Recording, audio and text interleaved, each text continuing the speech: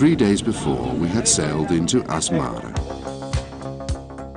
At 2,400 meters above sea level, the capital of Eritrea had welcomed us with its spring weather, its crisp air, and its tree-lined avenues. It had also welcomed us with its folkloristic religious ceremonies. Thousands of people have reached the sanctuary since dawn. Today is the festival of Saint Michael.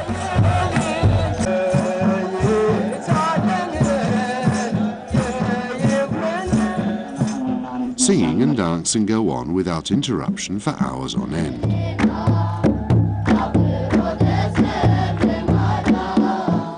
The costumes shimmer in the crisp air, sparkling colors that amaze and hypnotize.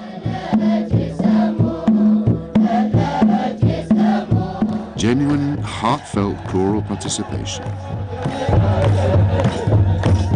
The celebrants lift up their objects of worship and their large gold filigree crosses, invoking a peaceful, prosperous future.